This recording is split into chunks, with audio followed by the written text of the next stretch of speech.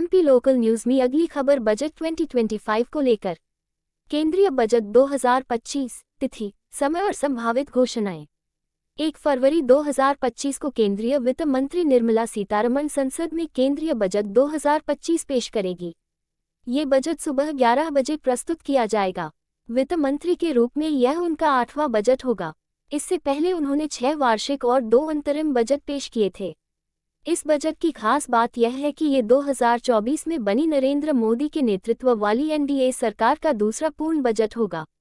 इसलिए इस बजट से आर्थिक सुधार, टैक्स रियायतें और रोजगार सृजन जैसी अहम घोषणाओं की उम्मीद की जा रही है। बजट के दिन भारतीय शेयर बाजार खुला रहेगा। आमतौर पर भारतीय शेयर बाजार बीएसई और एनएसई शनिवार और रविवार को बंद रहता है, लेकिन बजट घोषणा के महत्व को देखते हुए 1 फरवरी 2025 को शेयर बाजार खुले रहेंगे। एक्सचेंज द्वारा जारी परिपत्र के अनुसार केंद्रीय बजट की प्रस्तुति के कारण एक्सचेंज 1 फरवरी 2025 को एक लाइव ट्रेडिंग सत्र आयोजित करेगा। इसका मतलब यह है कि निवेशक बजट घोषणाओं के तुरंत बाद बाजार में प्रतिक्रिया दे सकेंगे। बीमा क्षेत्र के लिए संभावित सुधार। जीवन बीमा पॉलिसियों पर लागू जीएसटी दरों में कटौती की संभावना जताई जा रही है। वर्तमान में टर्म इंश्योरेंस पॉलिसियों पर पूरे प्रीमियम पर 18% जीएसटी लागू होता है। यदि जीएसटी दरों में कमी की जाती है तो बीमा खरीदना सस्ता हो जाएगा।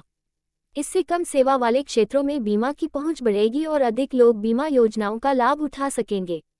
धारा 80C के तहत टैक्स कटौती की सीमा बढ़ सकती है।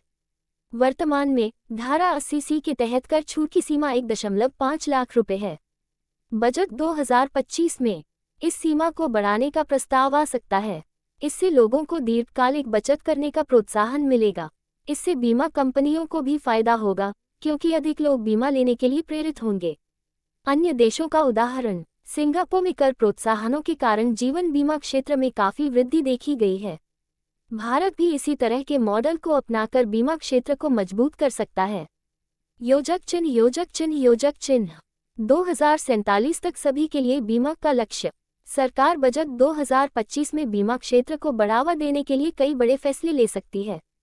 संभावित घोषणाएं। जीएसटी दरों को युक्तिसंगत बनाना, धारा 80C के तहत टैक्स छूट बढ़ाना, विनियामक समर्थन बढ़ाकर बीमा कंपनियों को नवाचार के लिए प्रोत्साहित करना। इन उपायों से सरकार अपने 2047 तक सभी के लिए